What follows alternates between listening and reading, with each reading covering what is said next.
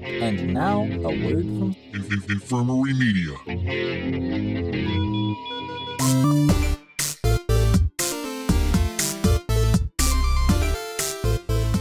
Hey dudes and dudettes, thanks for tuning into this episode of the Be Kind and Rewind podcast, a podcast chock full of everything that is nostalgic about the 80s, 90s, and more. I'm your host, Carlos. This is my co-host, Dylan. What up, what up? This episode, we're here before your feature film to explore the history of movie trailers with their good and bad trends, along with listing our favorite trailers of all time. So joining us are two trailer buffs who host their own podcast dedicated to all things movie trailers. So we welcome hosts of Trailer Junkies Podcast, Jim and Ted, to the podcast.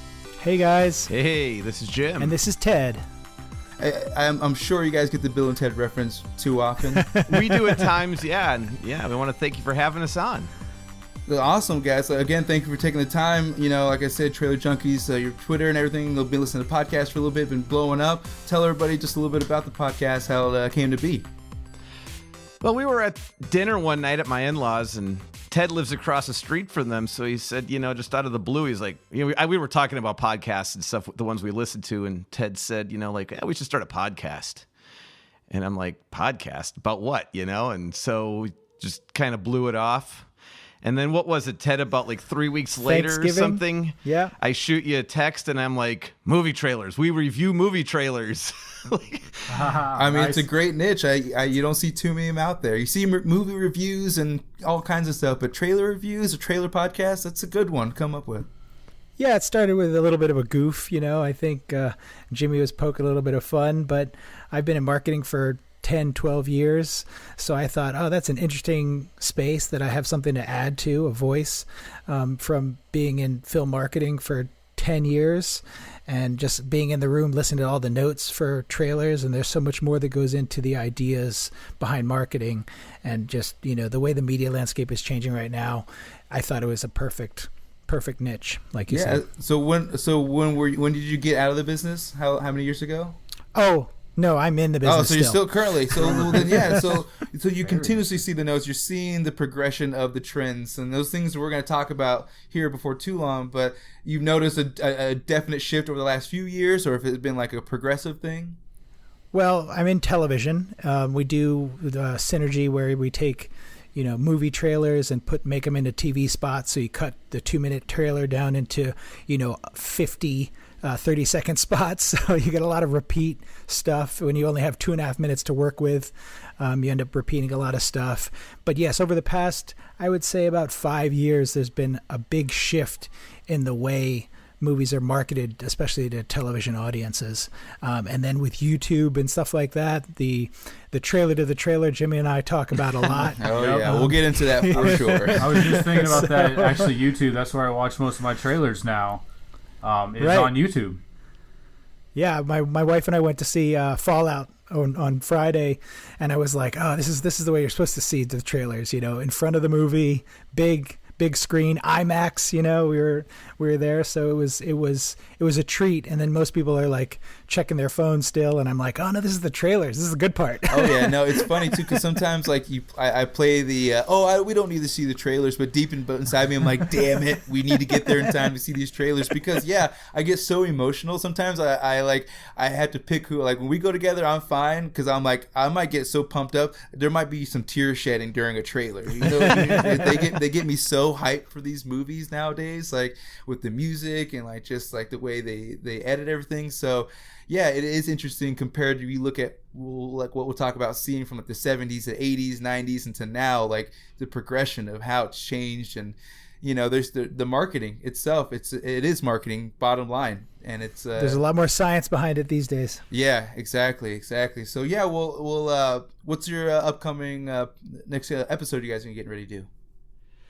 You know, the thing is, we don't really know until about like the Thursday that we drop, and then Ted decides. Oh, so you function like this podcast? Yeah, exactly. Exactly. Okay. And then Ted, like, he picks all the movies, and then like at the end of my workday when I'm finished, you know, I'm like, all right, let me look at the trailers. You know, this is on Friday. We record on Friday.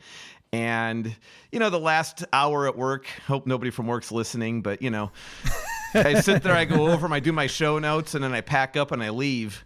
And, you know, and then we record every Friday night, mostly. I mean, sometimes life happens and we have to shift, but the hype with trailers, I think, Ted, what was Infinity War? Like the first hour had something like, 35 million views on YouTube, and oh yeah, it was amazing. Ridiculous. It went first I think it was the first 10 hours it had 35 million views or something like that. And I said, I can only account for about 100,000 of those views. So I've definitely been the victim of the refresh, multiple trailers. Yeah. Well, and also Ted was talking about watching it on IMAX. And I mean, I guarantee you, well, I don't know. I don't know the data, of course, but I mean, most people probably just watch them on their phone in that small screen, and they're probably missing so much of the details that the directors and the trailer editors, cutters, whatever you want to call them, put into it that, I mean, you have to see it big. Yeah, in the business, they're called trailer monkeys. Trailer monkeys. Okay, I never heard that one, but that's great. Well, they've got my loyalty because whenever a trailer does come out and I'm working here at home, I have three options. I can watch on my phone, or I can watch on the laptop which has still shitty sound, or I can watch it on my computer that has the speakers and everything. And I always just pause everything so I can switch over to my big computer with the speakers, because I have to, if I can't see in IMAX or in the theaters, I have to get the next best experience, or go and turn on the Xbox and watch it on YouTube out in the big screen. So it's like I want that experience as often as possible, and I try not to watch trailers on my phone. Excellent. Yeah. Well, another thing I noticed too is we went and saw Fallout last weekend. We actually counted, and I want to say there was 9 trailers, and it was a good half hour of trailers now, where just even 10, 20 years ago, there used to be maybe 2, 3 before a movie. And now, I mean, you get to see a good amount of trailers. Oh, yeah. Yeah, and you're so right. You're so right. When we go to the movies, especially with my kids, we go to watch Cars or something, or, Cars 3 and whatever, and we call up and we say, what time does the movie start? How long are the trailers running for this? And then we tend to get there a little bit later, because by the time my kids sit through 25 minutes of trailers, we lost them. And then they're thinking, I came to see Cars, not all of this nonsense that you like to watch, And, oh, yeah. So, yeah, we have to get there late. Or you could be like the victims of people who want to watch Coco, and they end up watching a 30-minute short or some Frozen short, and everyone's like, "What the hell is happening?" Like they're leaving the theater before the movie even started, and that was before the trailers. They had to watch a short and then the trailers. But no, you're right. Like you said, with kids, you have to deal with that. My in-laws, I love them to death, but we go to movies sometimes when we go see them, and they hate how many trailers there are, because it's like another one. Another one? Another one? I hear that too. But I understand it. But I totally understand it. There's a saturation point. Yeah, I get it too. Because I mean, we're used to going to the movies, so we're like, we know how many generally how long it's going to take. But when you take in-laws or kids, they don't know, and they're surprised when they have to sit through 30 minutes of trailers. When really I'm over here getting all pumped up, and I can't wait to see that mustache on in Mission Impossible, but they're over there like, another one. So yeah, it is an interesting dynamic between kids and in-laws, how they handle the multiple trailers. Right. Yeah, I mean the saturation of the market, like YouTube, that's where people see a lot of trailers. But when you know that you have a paying audience in a seat, then that audience is worth 10 times what, or 50 times what a YouTube audience is worth. Yes. YouTube audiences are there, and you don't know, their conversion rate is unknown. Mm-hmm. There's all theater owners, they only care about the people that they actually have gotten into the theater.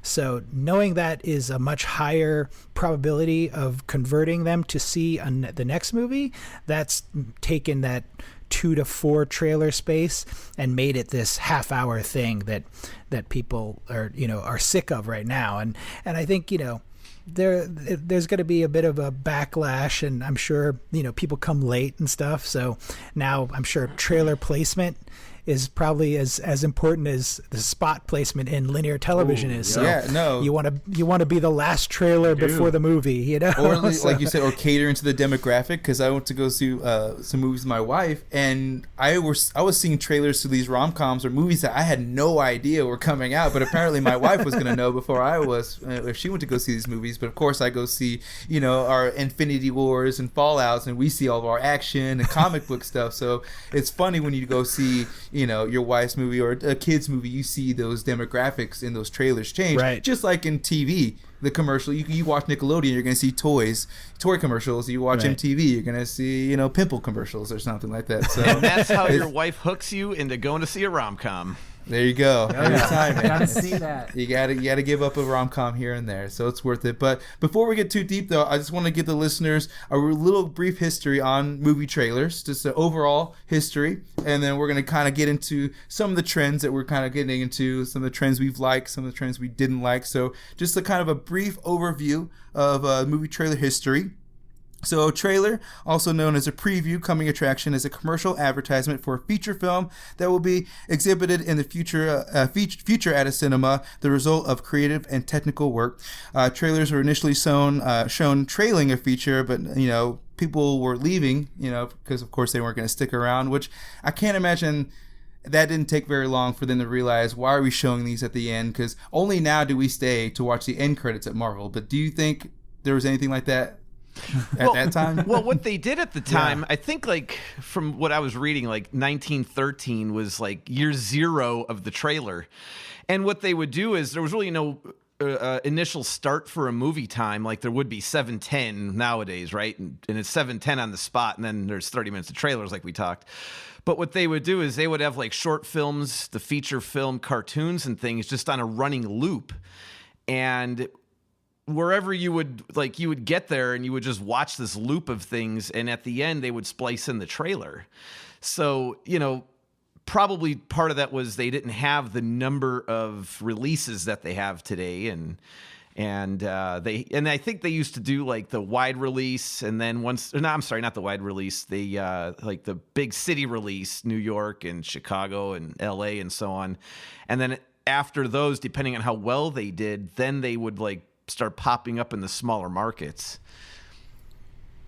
Well, it's interesting too, because like you said, they in 1913 is when they had the first ones, and it just kind of blew up from there. And it's basically, it was Jaws that had the official first huge wide release. Yeah.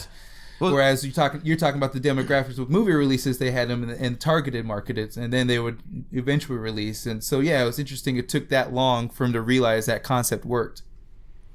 Yeah, we call the scene after the credits, we call it the button, and that button is actually it has more of its DNA in the original trailers than any of this other stuff.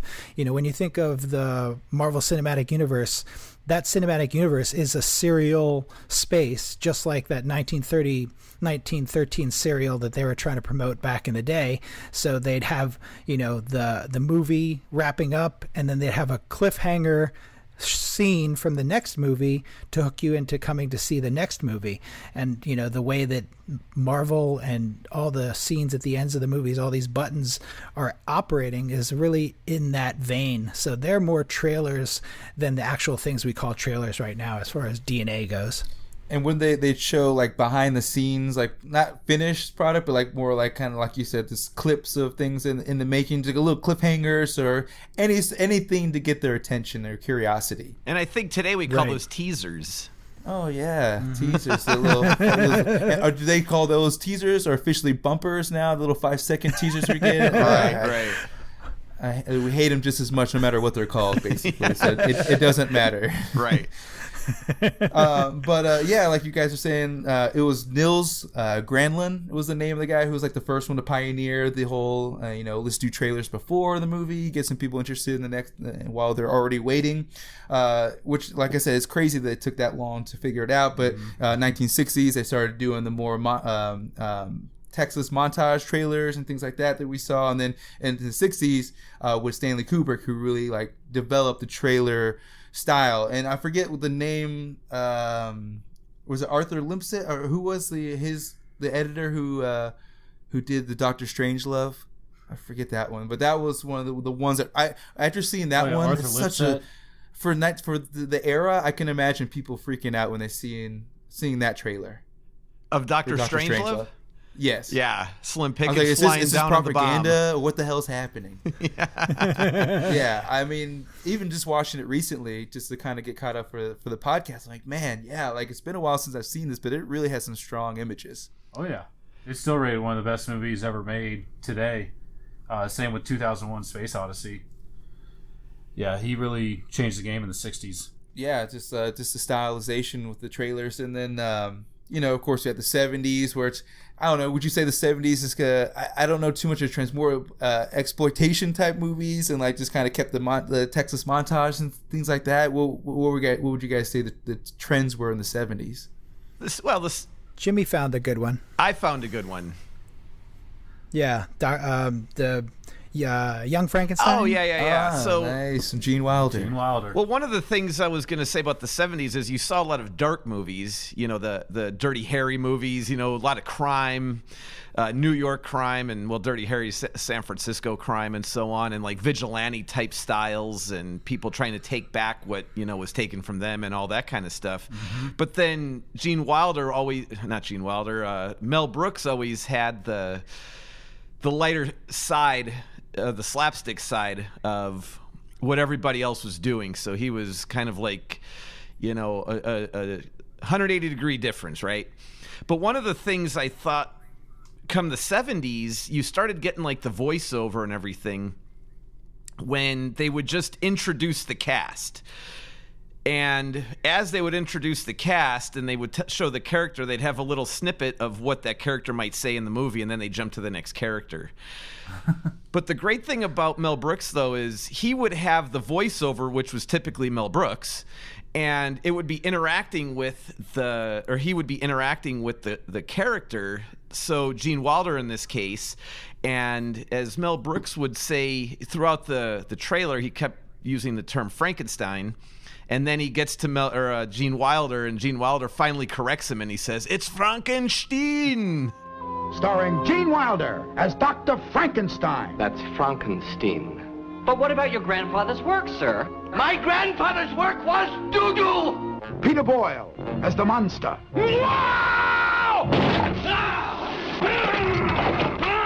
Marty Feldman as Igor. My grandfather used to work for your grandfather. I'm sure we'll get along splendidly. Oh, sorry. So I think Mel Brooks had some good twists on the trend for the time of the voiceover. Yeah, no, I mean, he's a great example for sure.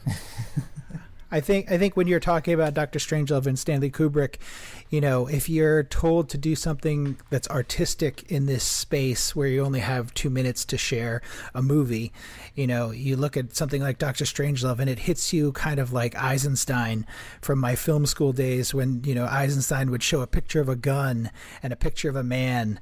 And then if the man is scared, then you'd think that the man's on the wrong side of the gun. But if you show a picture of a food and then a picture of a man, then the audience would say, oh, the man was hungry. So it was just this juxtaposition of editing. Eisenstein's like the father of editing. So when you go to trailer making and you said, we have a movie, we need to make a 2-minute sales piece, because they don't have the verbiage to handle all of this stuff. He's like, let's go back to the father of editing and kind of do this juxtaposition of cards and, clips and just slam it all together. And it hits you in this visceral way where you're like completely off guard, but, it has the snippets. And then, like you said, through the 70s, you progress into this a little more nuanced, a little more stylized.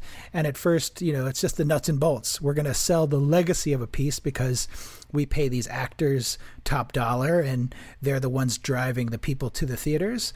So there's a legacy sell piece that started in the 70s that hasn't stopped today.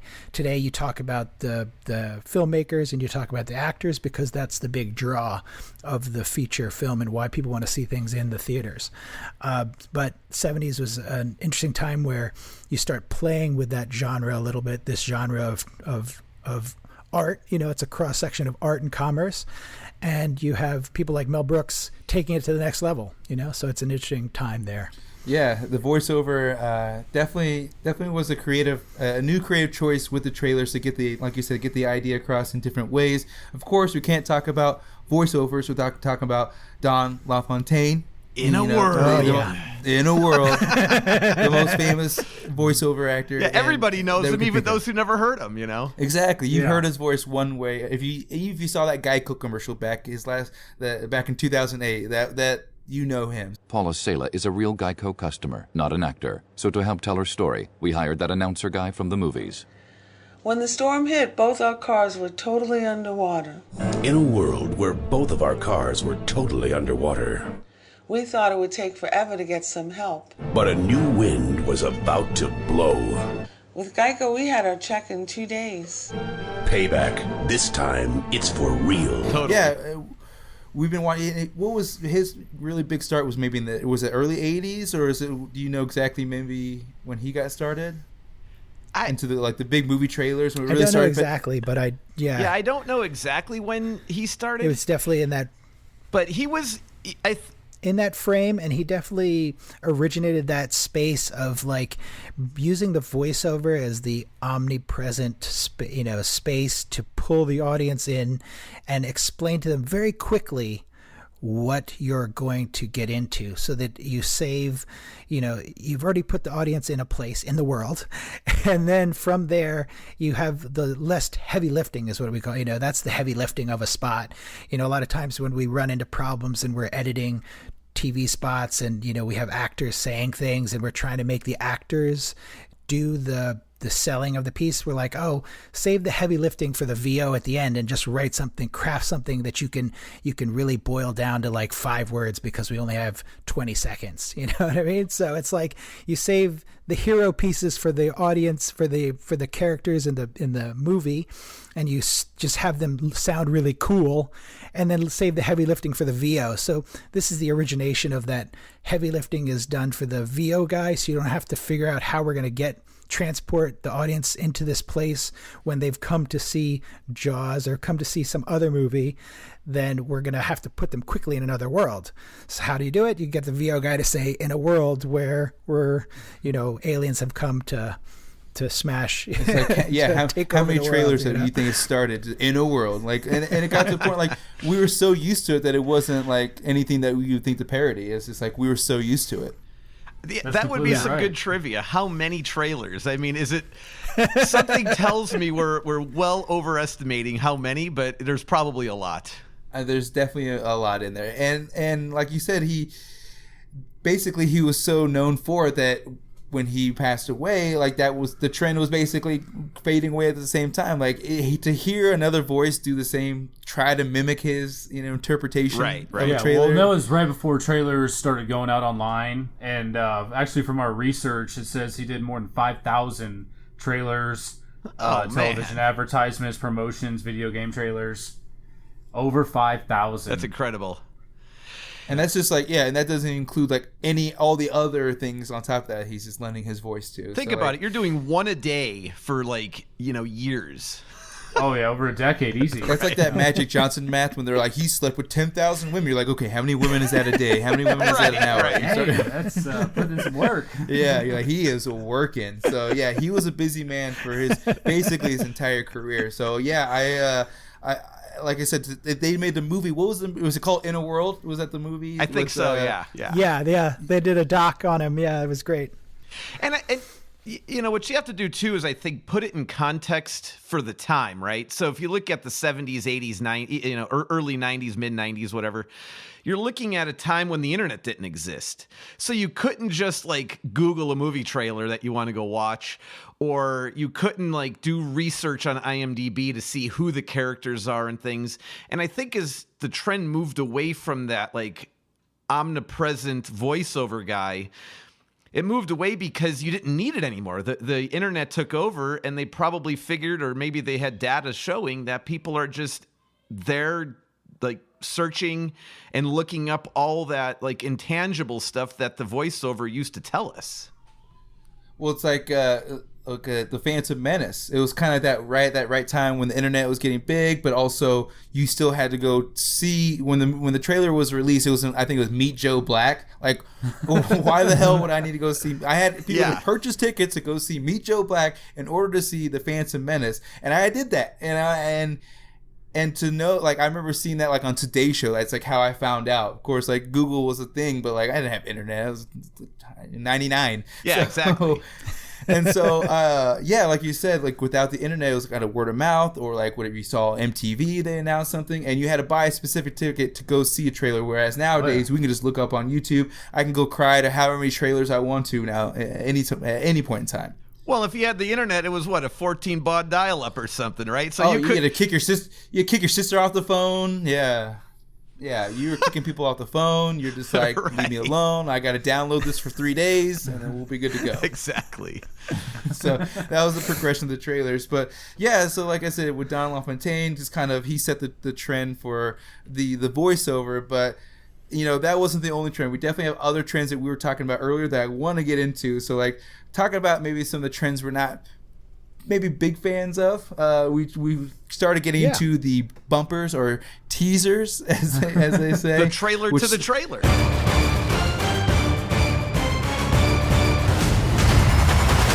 The trailer to the trailer, the announcement of the trailer for the trailer. Right. All this stuff. Like, okay, so Ted, you're in the business. So why are we getting these? Well, I think, YouTube is a different animal. You have the analytics for how people are viewing things on YouTube. So they know that they either hook you or release you in the first 5 seconds of a viewing of something if you're coming across it. And I think because so much of YouTube traffic is driven from that autoplay, I would suggest everyone turn off autoplay. Whenever I log into a computer and I'm not in my account, it auto plays the next video, and I'm like, oh no, this is not the computer is leading you down a path, basically, and that path, when you have the second trailer coming up, that's their time that they're trying to hook you into watching this thing that you didn't choose to watch. But because of the nature of the space, that exists whether you chose to watch it or whether it's being auto-served to you. So I strongly suggest people turn that off, because obviously it usually takes you down a path that you don't necessarily want to go. It's a heightening experience rather than seeking out and choosing the things that you want to see methodically. And because we do it for the podcast, there's so much YouTube watching that I cannot be.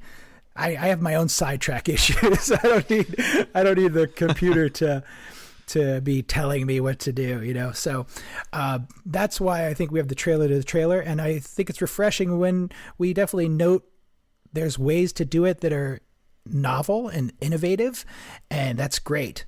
But I think the cheap, slappy way to do it. I think we talked about The Nun. Did you guys watch the trailer for The Nun? Have not yet. It has a card in the front of the trailer that says, "Watch this trailer until the end." Just a black card with white type on it, and it's like, you've insulted me in the first 2 seconds. What does that say about the people that you're expecting to watch this? Yeah, it's like, talk about ADHD. It's like, please, and then like it flips over, please. Well, right there talking about bad trends. Movie trailers that give too much away. I feel like a lot of movie trailers nowadays, they almost show a majority of the movie in like 2.5 minutes. Yeah, we were talking about the Amazing Spider-Man, how many trailers they had put out, and they had put out like so much so much percentage of the actual film and clips. It's just like, well, why? Like, at this point, we could put all the clips together and figure it out with mostly the basic plot of the movie. Or Dylan, another way to put that is, they showed all the funny parts in the trailer, so when you go to the movie, you're like, wait, that was all the funny stuff. I could have just saved myself $13. Yeah, and being movie buffs, we know when you see a scene, you see a background, you're like, oh, I know this joke is coming up, and it doesn't land as hard because you already seen it 10,000 times. Yeah, good point. That is a good point. Well, it's so true, especially because comedies usually do that because they have to show that they're a comedy. They got to show like the good 5-10 punchlines. And then sometimes that's all that movie has. So exactly, yeah. Then you go see it, and you're like, damn it, I know this movie. Yeah, I already know too much. Yeah, I think that's, it has swung the other way now. I think we're in a space now where the artists, the auteurs, the directors, the producers that are all involved in it, they understand that they have a responsibility to the audience that will want to come and see the movie to not give it away in this marketing space.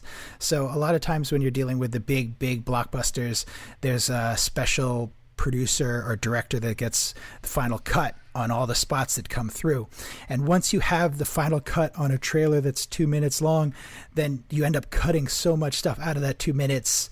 Like I said, you cut, 10, 15 spots out of this 2 minutes piece, and you end up rehashing a lot of the stuff. But it's because you're trying to protect the audience from the spoilers and things like that. So there's a trend now. I think they've also gone to a place in the past 4 years where we've gone away from having to have the things we see in trailers exactly in the movie.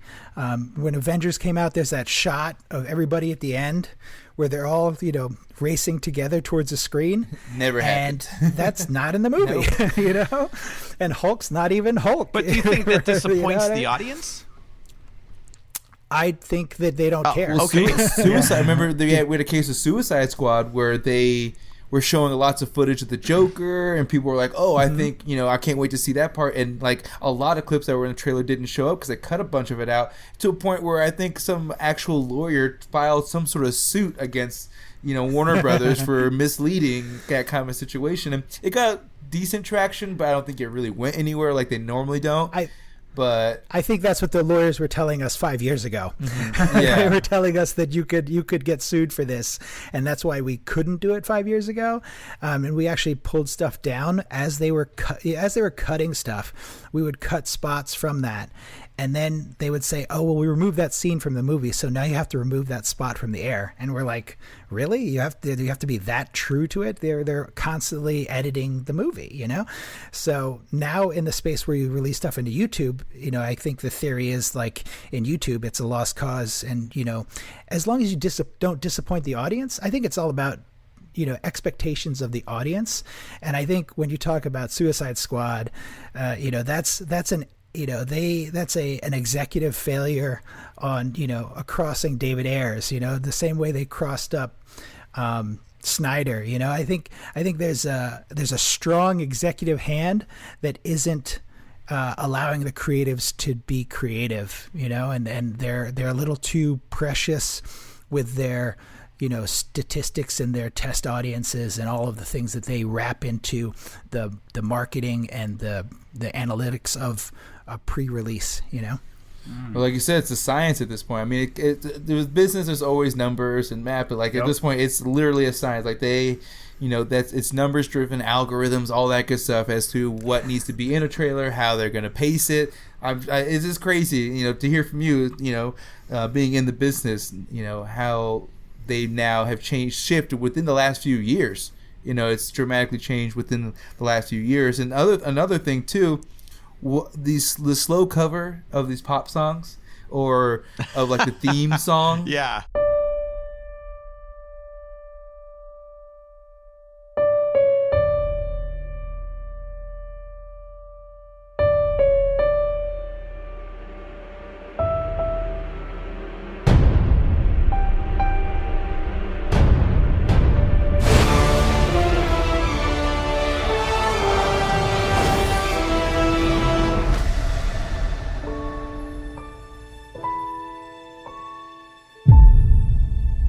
We gotta stop with that. Like in 12 Strong, right? Yeah, we get it. It was cool 2 years ago, but now we're let's do something else. I'm everything's tired of a ballad. that. Yeah, yeah. I don't. Nirvana covered as a piano ballad for what is it? Westworld, Westworld, right? Yeah. Yep. I mean, Westworld does it to a certain artistic degree, whereas trailers are just like, here you go. We just slow the tempo down and like 12 a little Strong. high pitch. You had Tom Petty, "I Won't Back Down," and this slow ballad. As the horses are running in slow mo. Super slow mo. I mean, I like I said, when you hear the right songs, it does work. But when every trailer's trying it, it's not flowing. But getting back to the trailer, Ted and I have talked about it numerous times. I feel like I get tired of hearing it, but there's a right way to do it, and there's like a bad way to do it. And I think Mission Impossible, when the helicopter's rolling down the hill and Tom Cruise is there, like about to get smashed by it, and then they just fade into a slower beginning of the actual trailer, versus when you have Jack Black with the with the clock in its walls, who makes a statement, and then like 8 seconds into the trailer makes the exact statement again. You're like, I just heard this. So it's like they're not paying and attention. And it isn't a great line. Yeah, they're not paying attention to what they're doing. Or within the first 5 seconds, you hear a bunch of boom, boom, boom, boom, boom, boom, boom. Like, oh my God, 5 seconds, I heard like 25 booms. I get it. You want my attention. Like you have it already. I'm here. Right. I'm like already watching. I typed in looking for this trailer. Like, you got me. So it's like, yeah, I understand. But I do get it. Like with going back to the teasers, the short attention spans with the so-called millennials nowadays and their Snapchats, so they got to see it quick. So I can see that it would work on a few, but I will have to say that 0 of those bumpers have gotten my extra attention. I'm already invested at that point. And that's exactly what we talk about. We're already here to watch it because we're considering to go see a movie. Like, you already have my attention because, But I think the thing that we were talking about is, like, if you already have your attention and there's 5 seconds and we're killing this 5 seconds with these trailers to the trailer, and did they lose you? Have they ever turned you off so much that you didn't watch the movie that you dialed up on YouTube? Wait, the movie or the trailer? No, not really. See, so they're not worried about losing you. They're worried about capturing the people on the fringe that just came across this video and wanted to see something cool. I more or less feel bad for the executive who like okayed it and like, this is gonna work. Let's do this. When I get all that too, so maybe one of the remedies to this problem, do you think they should just release maybe just one trailer? Make it like 90 seconds or a specific time, but just put in the good stuff instead of these movies that release 4 or 5. The stupid teasers, all this or the nonsense. The TV clips. When it's ready, one trailer, it's out. Yeah. Well, I think this goes into the whole idea of marketing and marketing research and test audiences. You do a trailer and you have this trailer out and it's playing hard and it's out in the world, and then you realize, oh, well, we really like Simon Pegg. Simon Pegg's really selling this movie for us. We want more Simon Pegg. Okay.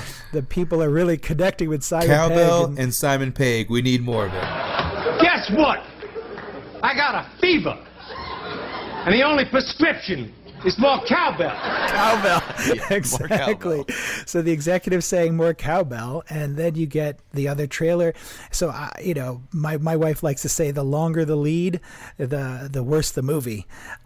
But I liken the longer the lead, the more scared the executive. I think the executives get a little gun shy. They're spending a lot of money. They want to make sure that the people that they're gearing towards, the people that they're aiming this movie at, are going to go to see that movie opening weekend, because like you said, it's science. It's called the multiple. Off of the opening weekend, they can pretty standardly project how that movie's going to make it or break it just off that opening weekend number. So after the opening weekend, it drops off 50% every weekend after it, give or take 5 to 10%, on how much the movie has legs. And then from that, it drives the multiples. So every time it goes another week and it doesn't drop as much, then you're going to be making better money, Yeah, I realized the focus on that, on the percentage of the drop off. 60% came back, or 50% of people came back that next weekend after the opening weekend, and how much that drives the marketing, or like you said, the evaluation for what the opening weekend's going to be, or what the long term is going to be, what's going to get in the long run. So yeah, that is interesting. That I never even thought about they're considering what the drop off is from the first weekend to the next. How they're going to keep that. Is the marketing, they need to amp up the marketing, or are they doing good with where they're at? That kind of assessment. So yeah, it's something I never thought about. I mean, when you see a production budget, on a big multi-million-dollar project, if you spend $100 million on the project, you're going to spend anywhere from $25 to $40 million on marketing that movie. Yeah, so incredible. it's a huge investment. And it's crazy. A lot of people don't understand that as well. It's like when they factor in the budget, you got to factor in like 20% of that budget for the marketing that they're doing as well. That's another that to recoup when they're talking about recouping that money to see if they're going to make the money or if it's good enough for a sequel. You got to factor in that marketing, which a lot of people, they don't. For some reason they release the numbers, they just release a budget. They never release the marketing, which it's a given. Why not release it with those numbers? I don't know why. It's that Hollywood accounting. Taxes. Yeah, if it was higher, then people would know that they, spent too much money or thought that they spent too much money. It's the Waterworld problem. Waterworld would have been a great movie if it didn't get caught up in the web of lying about how much money they spent making the movie. People could have fun seeing that movie if they didn't think, oh my God, they lied about spending over $100 million making this movie. Some expensive pee that Kevin Costner was drinking. Oh yeah. Or the other side of it would be like Avatar, where they did spend that money and everybody went to the theater thinking, wow, I'm watching a movie that spent over $100 million. It's true. It's an interesting dynamic from like being in awe to being like, this is it. Maybe you feel like you're either getting more value or they're like robbing you of value or something, when in the end it's just something that's entertaining you, and the production quality and everything, high or low, but it's still, we know low budget films that we just love to watch.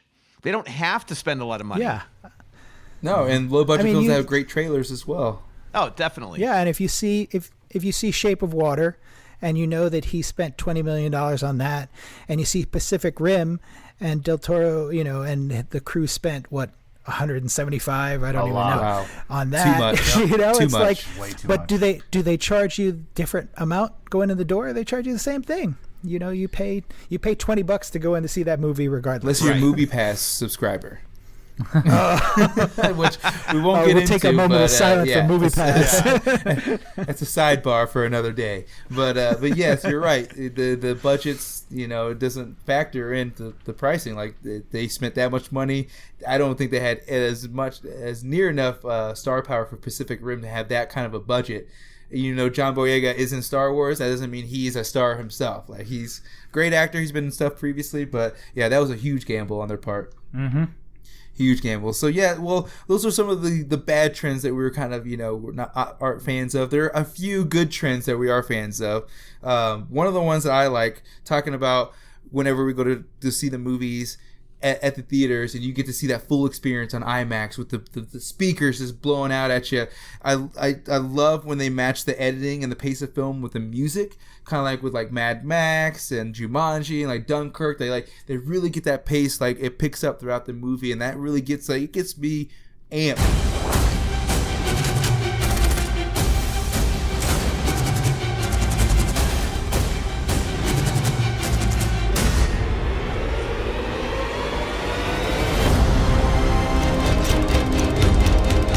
Fight on the beaches. We shall fight on the landing grounds.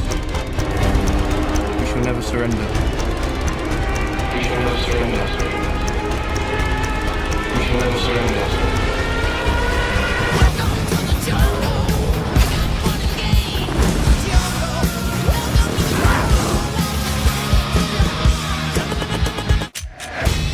By the time that trailer's over, like I got a little tear coming through. So like I really love now that they're matching the music, like even a popular song or a song that's on the score or the soundtrack.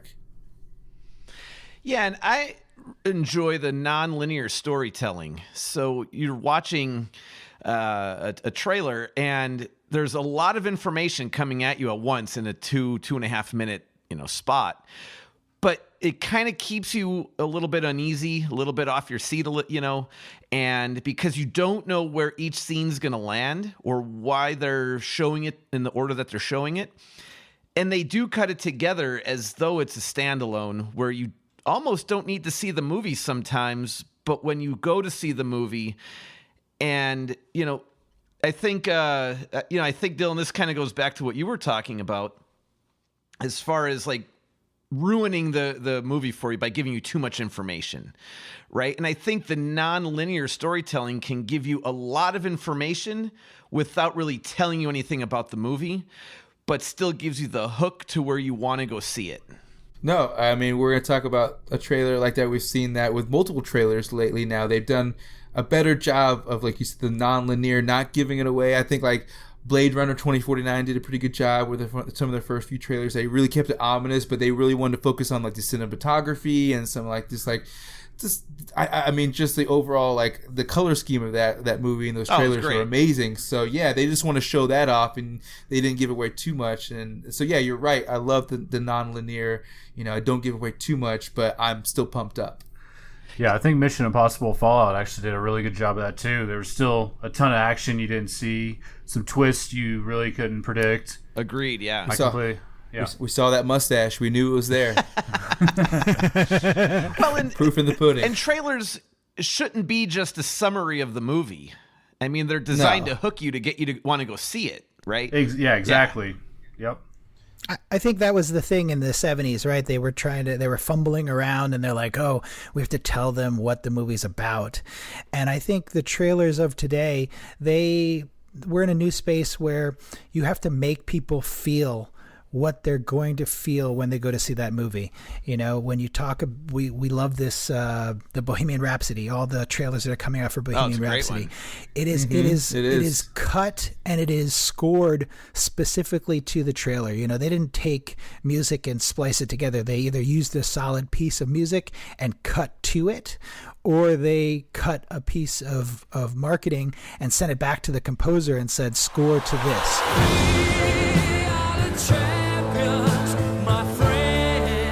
You need to slow down, Fred. I just need a bit of time. But if I don't have time?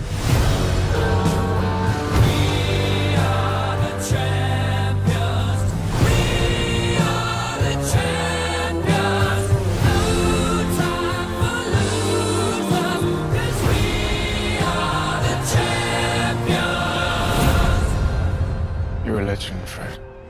We're all legends.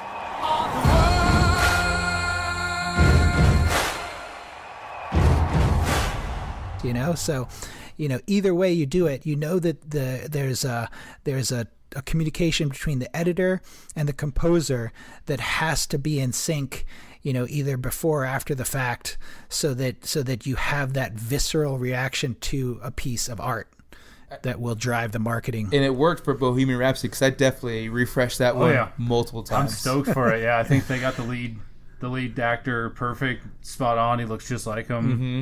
I'm stoked for it. Yeah, I'm excited for that. And we were talking about saying, like, we talk about IMAX. I like IMAX for Fallout, things like that, where you're going to see these huge set pieces. But Bohemian Rhapsody, you might need. I'd take Dolby Atmos over an IMAX. You know what I mean? Just because I know that I want the sound, and I want the surround, and I want the feel to be, shaken through my body, See, I'm so jealous. You have the options like that to just be like, I feel like I'm going for sound tonight. I feel like I'm going to go to the Dolby tonight. Yeah, no, that's awesome, but I totally understand where you're coming from. You want to get that, that full experience, the full extent of it, and that movie is going to be perfect for the Dolby for sure. But yeah, Dylan, what are some other ones that you liked about trailers? Are we talking about favorite trailers or just good trends right now? We're finishing off with some good trends, things that we like that we've been seeing. In I guess trailers. It was something we also talked about earlier. If you're a movie fan, having the number of trailers at the movies. It's one of those things, it does add more time to the movie, but I love seeing 8-9 trailers now at the movies, especially on that screen, because most of the time I'm watching them on my laptop, and it doesn't do it justice. But then there's things, some trailers give too much away, some don't give enough away. I'd rather be on the not enough, of course, but like you were saying, Ted, they're designed to hook you. So I understand what they're doing when they're trying to give too much away. Because, of course, like a lot of people like us aren't seeing movies or trailers every day, so they want to give, like you said, they're trying to hook them with as much as they can without, I guess, giving too much away. But at some points, we've seen like actual spoilers and trailers, but we didn't know it until we saw the movie. So those types of situations. Yeah, I think that's a big part too. You said spoilers. Like, don't give. There's only a few spoilers usually per movie. Don't give those away, but still keep that trailer really good. Yeah, no, I agree, and kind of going into mine, like I agree the plethora of trailers we get to see nowadays, and that the technology allows us to see it. Like, I'm not saying watch all trailers on your phone, but you have the option if you're driving, and all of a sudden a new Star Wars trailer comes out. You get to watch it while you're in traffic, you know. You get to at least get that experience. Or but hook we up don't that Bluetooth condone and pump you that watching stereo. trailers in traffic. No, do not do that. Unless your car's in park. Wait till you get home and watch it on proper speakers. So yeah, or like I said, I could turn on my Xbox and I can watch it on my big old flat screen out in the living room. I can watch a brand new trailer that I like, the Infinity War, or the ones I remember watching on my big screen, being like, oh yeah, I'm watching this for the first time. When beforehand the technology just allowed me to watch on my phone or watch on a laptop with shitty speakers, so I didn't get the full experience. Where now, you know, other than being in a movie theater, you can watch it on some a good entertainment center and get most of the experience. Absolutely. And if I could add one more thing too, I think what's a good trend now is like the red band and the green band trailers. So one of the things that Ted sends me trailers to watch that we're going to review and cover.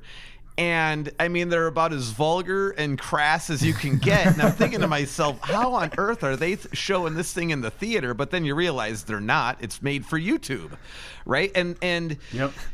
So it is like a non-edited trailer, I guess, where they do show, you know, cussing, or they show like, you know, what was the Happy Time Murders, and the guys, oh wow, and the guys ejaculating the all over on all over the office. I mean, like, you can't show that before like Cars 3, you know. Daddy, what is that? But you can show it on YouTube, right? Very good point, Jim. Very good point. No, I do agree. The red band trailers, I don't know how recently they started doing them, but I love that they do, because, yeah, it's a great, because you can compare. You can be like, okay, well, I like the movie even compared to seeing the red band compared to the green band. Am I still interested? Again, we might run to that problem. We might get some more jokes that we might not want to see from the movie, but it's still, I'm glad to see those, we get to see the unedited version. There is a medium that we can see the unedited versions. Right. So yeah, well, I think that's awesome as well, and I think, you know, for the good trends, maybe not as many as the bad trends, but they're up there. Yeah, you know, trailers have their pros and cons, so I think we covered a good majority of them. But I'll just say the one thing that I'm noticing right now, and I think we're really on the cusp of it, so I don't even know if it's a trend necessarily, but it's something that catches my attention. I think Sisters Brothers. What is that? The Sisters Brothers trailer and Glass. Those two trailers open with this arresting kind of space where they hold on a shot. If you hold on a shot for 10, 15 seconds in a trailer, you are chewing up the time that you have to sell this piece of art that you're trying to make, you know, people come to see the movie. So if you're holding on a shot or holding on a scene for 15 seconds at the top of a spot, it's like the anti-trailer to a trailer. And because everybody is doing this trailer to trailer, it's actually giving you the juxtaposition to be caught off guard of the stillness of something, you know. And Sister Brothers has the complete black of night, except for the muzzle flares and these two brothers talking about their future together. You know, it's just this hilarious, you know, space where they've robbed you of your vision because you can't see anything. You know that something dire is going on because they're shooting at each other and they're talking about mundane stuff. So it's like this, it's a encapsulation of what they're selling you in the movie in the first 15 seconds without doing this rapid quick cut montage, you know. And in Glass they have I forget her name, but the doctor, and she's kind of speaking to these inmates, the insane asylum, you know, Mr. Glass, Dunn, and the Beast. And she, you know, they hold on her for a little bit and they cut to them, but it's all her calm voice, just exposition, you know, laying into that realm, laying into that space. Now, granted, it's a Comic-Con trailer, so you know that you're going to have an audience that's going to eat that up. And they're familiar with the material, yeah. Yeah, but it was, to me, it was like harkens back to Unbreakable, which has the longest shot times of any current movie in the past 10 years. So the average shot length for that movie is like 7 minutes, and I think most average shot lengths in movies are around 2 minutes. So, to know that there was care put into the trailer to show that we can go back to this slower pace is something that is arresting and novel to draw people in. So. Yeah, that's awesome. It's my spot for a trend that might be coming up, and if you see more trailers like it, then you can say, "Hey, Ted was onto something." You're right. Like you said, I didn't see the Sisters one, but the Glass one I did see, and with that long exposition shot, yeah, it worked because I knew the basis of the story, and I was intrigued in what she was saying, and I wanted to see what was coming next, and I knew that when she got to the end that she was talking to those three. So yeah, I think they're giving the audiences more credit now. And we're finally starting to see that. So maybe that's the anti-bumper teaser is the long shot. Maybe. So hopefully we'll start seeing that more. And I think Comic-Con, I think what we talk about a lot is knowing your audience. Mm-hmm. And when you have the Comic-Con audience, you know that you have a highly motivated, highly aware, acute, in tune audience. So you can give them the benefit of the doubt, like you said, and serve them up something that you maybe wouldn't serve up the general audience catching something on YouTube. Well, fingers crossed that every studio is listening to this podcast right now and they're taking our advice. So fingers crossed, fellas. That's right. So yeah, that was the good and bad trends, and I want to get into some Twitter shout outs, and then to finish it off, I want to talk about our personal favorite trailers of all time. Perfect. So we're gonna go through our Twitter shout outs real quick. So we got Carl from Listening to Film says it's only a teaser trailer, but the first trailer to Star Trek 6, The Undiscovered Country, is one of my favorites of all time. Yeah, I think I love that trailer. I didn't see the trailer before, but I did watch it once he had linked it, and yes, I can see for that time and era why people would be pumped for this. It was a great trailer. All right, I need to watch it now. Yeah, I'll send you the link. I haven't seen the movie only the trailer once, but I am now intrigued to see. Oh, you gotta see all the even numbered Star Trek movies. Oh, okay, yeah, that's right. It's the even number. Stay away from the odds. Well, the funny thing is, I want to continue to be a fan. I've seen all the Star Treks, but like, I don't remember any of the trailers, so I want to see the trailer to see if would it have sold me? And it probably did sell me, but it's like Star Trek and Star Wars.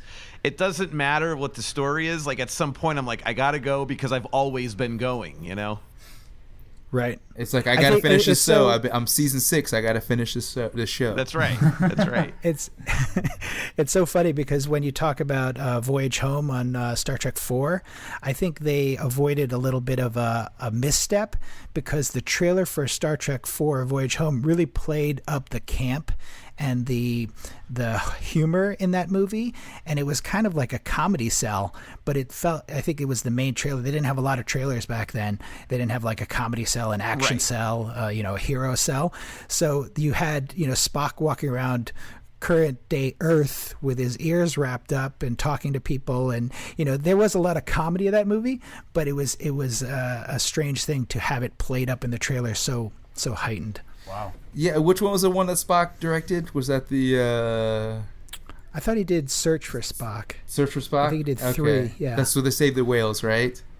4 is... He might have done 3 and 4. Okay. 4 is Save the Whales. Okay, 4 is Save the Whales. So yeah, see, I need to catch up on my Star Trek. But yeah, I'll stick to the odd ones, is that right? The evens. So yes, the ones. The evens. I'll stick to the even ones. I'll tell you what, you won't go wrong if you just watch them all. I'll watch them. I remember watching them on my babysitters back in the day when I was like 10. I'd say skip 1. Yeah, it's been years. I watched it back when I was like 10, but I had no concept of what happened at all. I was like, oh, there's Enterprise, and on to the next one. And if you do need a good nap, 1 is perfect for that. Beautiful. Yeah. Beautiful. If you're having a hard time sleeping, just put on 1. I mean, doctors should prescribe. It's either NyQuil or the first Star Trek. Wow. Go for those two. So, all right, well, thanks, Carl. Next one we got UE7UT says Godzilla, the Halo jump. Was which is pretty. That Godzilla was it 2014 when that one came out? Oh yeah, it's been close couple to a years, handful but of yeah, I years. remember seeing that trailer. They had the Halo jump, and they're like the soldiers over the top of Godzilla. I thought that was great. I loved that. Granted, I think the movie was good, but I didn't love it after the trailer got me super pumped for it. But all right, but yeah, I'm writing these down. The Halo. The Halo, the Halo jump. And we got next one. We got Bo Dizzle says Watchmen. The Smashing Pumpkins fits the trailer so perfectly. Yeah, that's an old school Smashing Pumpkins song. That song was on the goddamn Batman and Robin soundtrack. Because I remember playing that shit on Wait, loop. what trailer was that? This is the Watchmen. Oh, the Watchmen. Yeah. People are like, "That's a great new Smashing Pumpkins song." I'm like, nope. 11-year-old me will disagree. That is from the Batman Forever soundtrack, or Batman and Robin soundtrack. So yeah, I did. Watchmen was great. They're actually going to do a HBO series on that. I'm interested to see how that turns out. Yeah. So we'll see in time. I trust HBO execs over DC execs. Yeah, I agree. Please give all of DC to HBO. They'll need to fill the void when Game of Thrones ends. Oh yeah, they're already shitting their pants. Yeah. They're trying to figure out what the next move is. Yeah. So we got Boys from the Dwarf says, I'd say the theatrical trailer from Fury Road with the barrage of images and pumping music. Yeah. That definitely got me. Like I'd seen, of course, some of the Mad Maxes before, but seeing that trailer, I was like, I have to see this movie in theaters. I completely agree. Fury Road was awesome. Are you guys fans of the Fury Road? I like Fury Road. I don't think Jimmy. What are you on that? You know, I hate to admit it, but I didn't see it.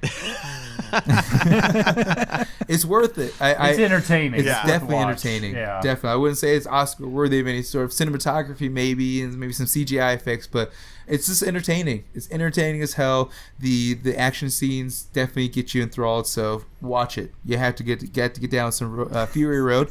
A couple more. We got Into the Night. Says, I'd say Alien 3 by default. Not sure it's my fave, but I did tape it on VCR when I was young and played it over and over. Here, in a world where the sun burns cold, a visitor has come, but not by herself. I used to record music videos off MTV, but it never occurred to me to record trailers. So that's another level right there. And all the Alien movies were just incredible. I mean, those movies were just great. Oh, we've got an extra guest on the podcast I see back there. Oh, yeah, one of them. There he is. Okay, there we go. What's going on, buddy? Oh, there we go. We got an extra guest on the podcast. Awesome. Last one, we got Ghost Rider Podcast says, I'm going to go with the teaser trailer for 1991's Terminator 2 Judgment Day. It didn't give away any of the plot, and footage was shot specifically for the teaser. It showed the T-800 robot being assembled in a factory before it became Schwarzenegger at the end. Awesome. I do remember that tease. Yeah. And that's so funny to remember it and not even I remember that tease, and it sticks with you as a fan of Terminator, and going from the first Terminator and then waiting a bit and then seeing the second one. I mean, Judgment Day is amazing as far as sequels go. Yes. Yeah, no, I definitely enjoyed that teaser. I remember seeing it. I remember being super scared because my babysitter at the time, when I saw it, we watched Judgment Day, and when the nuclear bomb went off in that one scene, I'm like, oh man, that's scary. She's like, you know what? That can really happen. Holy shit. And you're still fucked afraid. Me up for a while. Yeah, that messed with me for a while. So that's why Terminator 2, but the other thing that why Terminator 2 still holds up is because that teaser got me like, holy shit, this movie is going to be unreal. So, and of course, Schwarzenegger. I was already a fan as a kid at that point. Oh, yeah. I mean, awesome movie. So yeah, no, Judgment Day trailer or teaser definitely holds up for that one. So that was all Twitter shout-outs. Thanks, guys, for that. Now, I want to end the podcast with our favorite personal trailers of all time. So we're going to start out with Ted. What is your favorite trailer of all time? Well, I'm going to steal one of my friend's favorite trailers of all time. Lawrence at work. He watches The Social Network. You're so very special. I need to do something substantial in order to get the attention of the clubs. Why? Because they're exclusive and fun, and they lead to a better life. People want to go on the internet and check out their friends, so why not build a website that offers that friends, pictures, profiles? I'm talking about taking the entire social experience of college and putting it online. Site got 2,200 hits within 2 hours. 22,000. You stole our website. They're saying we stole the Facebook. I know what it says. So did we? $1 million isn't cool. You know what's cool? $1 billion. You're going to get left behind. It's moving faster than any of us ever imagined it would. Let's sue him in federal court. I can't wait to stand over your shoulder and watch you write us a check. If you guys were the inventors of Facebook, you'd have invented Facebook. This is our time. You're being accused of intentionally breaching security, violating copyrights, violating individual privacy. Your best friend is suing you for $600 million. He watches that trailer as far as the pacing goes, and he said, it builds again from, this slow, monotonous draw, and then it just picks up. And, when you see the movie, you could tell the craft that's put into it, but there's not much there as far as what's going on. There's not a lot of action, and yet it's driven. It shows the Napster evil. You know what I mean? Justin And Timberlake didn't pull it off for you. Yeah, right. It was still a decent portrayal of his stuff. So I think that's one of the ones that I've watched recently that holds up over time, and to me those are the things that matter. It's what can hold up over time. I think for me it's really like, can this piece of marketing that comes before the movie be part of the actual movie experience?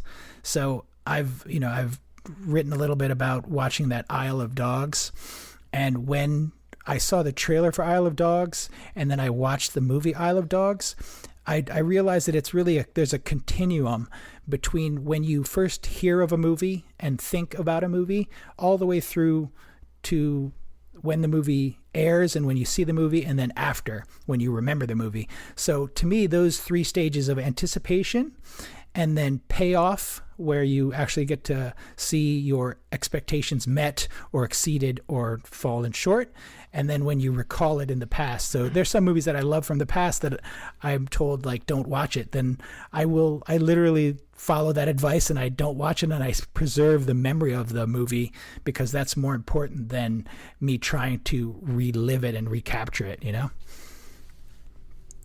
Well, yeah, no, definitely. There are a few movies that I've put to the side that I've watched so many of my movies that have been disappointments from when I watched as a kid that I'm like, okay, I have to preserve a few. So there's definitely a select few, like you said, that you just can't do it. You can't go back. You got to save them. But The Social Network definitely is a great trailer. The movie was, I liked it, but, it had not Fincher's best, but yeah, like you said, yeah, it has its ups and downs, but the trailer was a solid one. I remember it definitely got me intrigued. Of course, it's like the height of Facebook making its run to becoming the powerhouse. Before, at this point, everyone knows that they're stealing your information as we speak. Yep.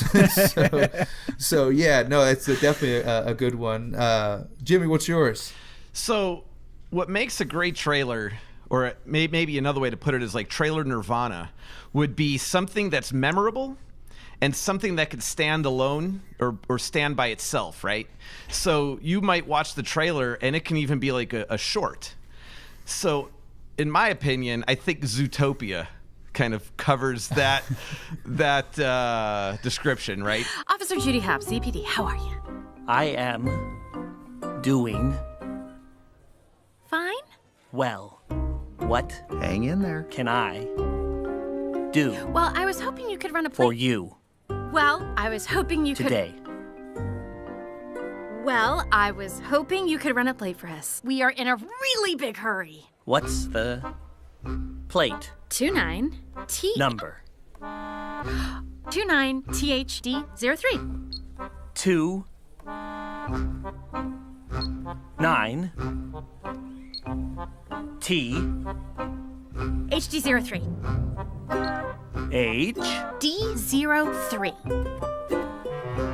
D 03. 0. 3.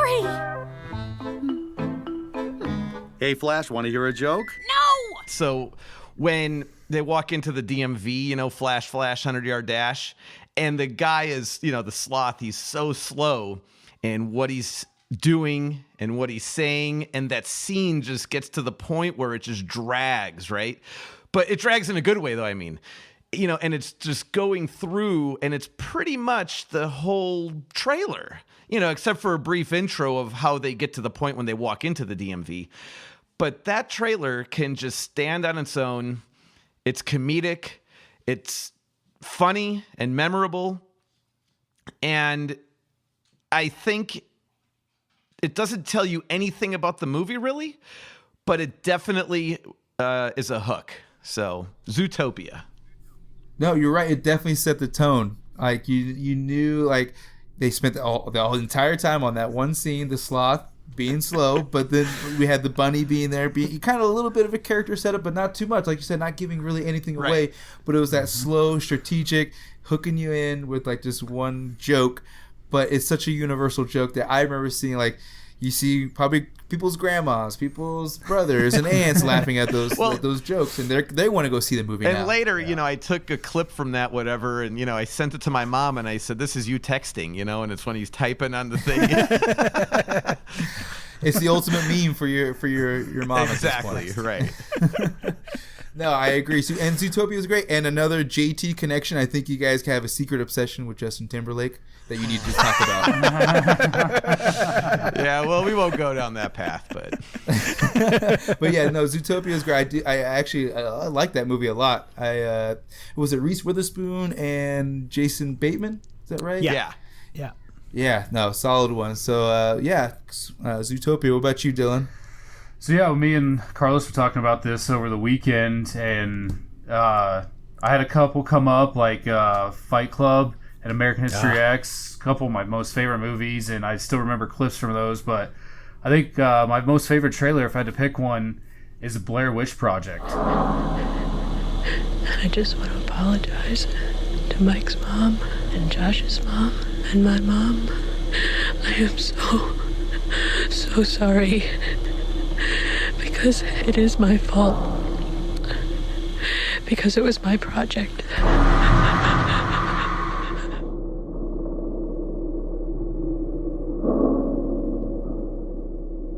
The search of the 3 missing Montgomery College students continues in Frederick County tonight. 10 days and thousands of man-hours have been unable to produce any clues. We have a few leads, a few other options we want to take advantage of, and just try to put together some pieces to this puzzle.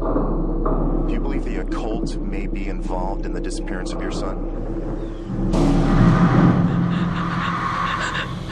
I am so scared.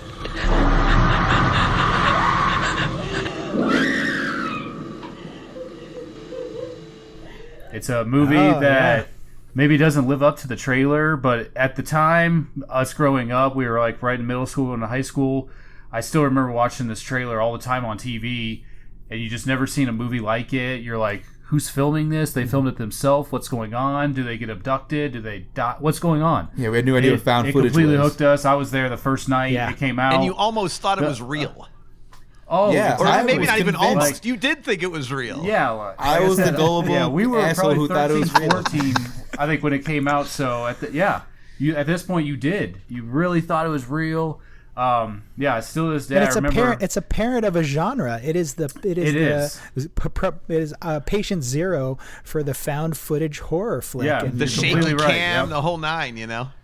Yeah, it was. Snot coming out of your nose.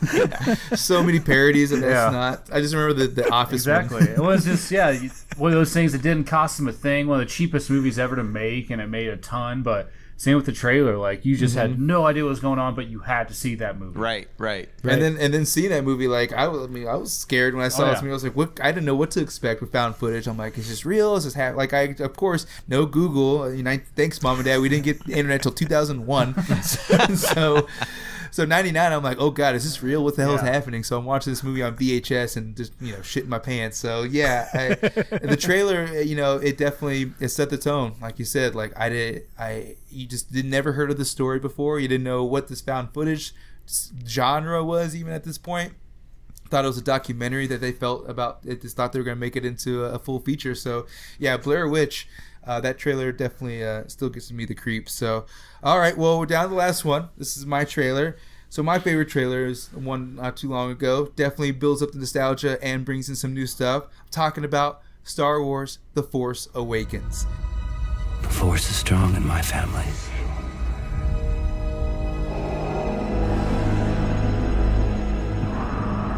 My father has it.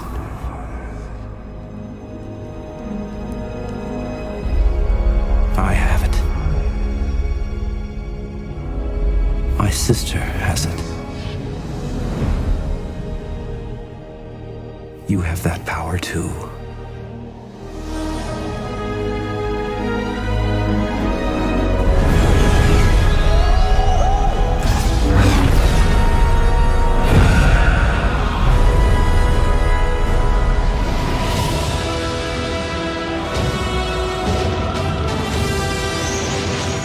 The dark side. A Jedi.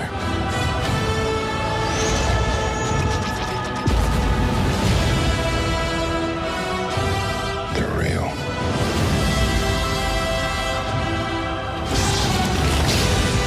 The Force. It's calling to you.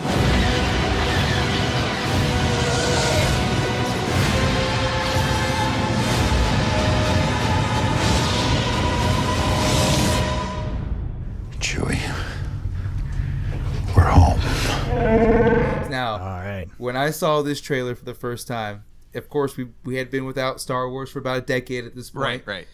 And seeing this like finely tuned machine of science, algorithms, and demographics, and to like Star Wars nostalgia and bringing in new characters, and like Jimmy, you're talking about the non-linear of showing us all this awesome stuff without giving away too much about the trailer, and all these images of things that we've seen before, new things. It's just a plethora of emotions just in this 1-2 minute trailer, and I still watch it to today, and I still get chills, and I still tear up, even though I'm not a fan of the Last Jedi. We'll get into that in another sidebar conversation, but given that emotion, I still get goosebumps and chills when watching the Force Awakens trailer. So with the Last Jedi, you need a box of tissue for other reasons. Exactly. Exactly. And like I said, with the Force Awakens trailer, I'll watch it randomly. Like if I feel like maybe I'm emotionally stunted, let me make sure. And I'll watch the Force Awakens, and yep, here comes Niagara Falls. Niagara Falls. And so the Force Awakens, man, like I said, and me being, love nostalgia, and so having like the mixture of like the old, they had the Leia song in there, they had the Star Wars theme, and then they were bringing the new characters. It's just like I said, it was a great mixture, perfect mixture of emotions, and so that one holds up to me to this day. I still hit refresh on the Star Wars Force Awakens trailer. Yeah. I wanted to make you guys even more jealous, but I did not move quickly enough. They were doing John Williams and live orchestra at the Hollywood Bowl all weekend long. Oh, really? And I missed last night. We slept on it, and I woke up to buy the tickets, and they only had the front row. Oh, so I was like, awful. I'm not spending that. No. I've seen him before at the Hollywood. That's when you max out the credit card, right? But I've seen him at the Hollywood Bowl for the Williams orchestral. Oh, you did that? It's incredible. Oh, that's awesome. And the great thing though, Marcus, when you're talking about Star Wars and everything, so when they do play Star Wars, the whole place, lightsabers light up everywhere. I mean, there's like by the thousands. Oh yeah, I mean, you're not going to see too many other loyal fans like that. It's like the Star Wars version of like a Journey concert with lighters, I would definitely like to go to a Journey concert and see a bunch of sabers get pulled out. See how that goes. They'll be like, wait, wrong venue and wrong. Pour some midichlorians on me. That's what the song would be. But yeah, like I said, Star Wars: Force Awakens is my ultimate trailer. We had Zootopia, and then Ted. Ted, what was yours? Social Network. Social Network. Social Network. That's right. And then what did you say? You named a couple. You had Fight Club. I went with Blair Witch Project. And then that's right, Blair Witch. And then we had Star Wars Force Awakens. Very overall 4 powerhouse trailers for sure. Definitely. So yeah, so awesome. So you haven't seen those trailers, those who are listening, go check them out. But other than that, that was all things trailers that I wanted to go over with you guys. I think we covered it well. We did. We can't thank you guys enough for coming on. Go ahead and let the listeners know where they can follow you guys on social media and start listening to the awesome podcast. Ted, I'll leave this to you. All right, you can follow us at Junkies Podcast on Twitter, or you can find us at our website, trailerjunkiespodcast.com. And then we have any way you want to watch it, any way you want to listen to it on the website. So check it out over we're there. on Stitcher, Spotify, iTunes, all the ones wherever anybody gets anything. So nice. Well, we'll definitely link get all the links in the description so people can start following, subscribing, check out the next podcast. What again was the next episode? Oh, you haven't figured it out yet, right? You're gonna figure it out here in a couple days. Yeah, we roll the dice like the day before, and then we just like kind of run for it and go, and then we leave it to the magic of editing. Living life on the edge. Yeah. That's how we do it over here as well. This week you can check out Double Emma Stone, which is probably, when do you guys drop? Oh, this will be out this coming Thursday. As is ours. Yeah, we so drop we'll Thursdays. drop on Thursday. Beautiful. Thursdays as well, and we'll do we did a double Emma Stone this week. Nice. Emma Stone in Maniac and Emma Stone in The Favorite. Two very different movies, but we thought it was a neat juxtaposition and well done. Neither I have seen, so maybe I have to give it a listen and see which one I'll be more intrigued to watch. So yeah, we'll get all the links in the description so people can start doing that. But again, thank you. I want to thank you guys for taking the time. I want to thank everyone else for tuning into this episode of the Be Kind and Rewind podcast. Make sure you tune in every Throwback Thursdays for new episodes of the podcast. Subscribe, like, follow, and rate the podcast on iTunes, SoundCloud, iHeart Radio, Spreaker, YouTube, and Infirmary Media Podcast Network. Also, follow the podcast on social media at Be Kind Rewind Pod for all of your nostalgic needs. So thanks, and be excellent to each other.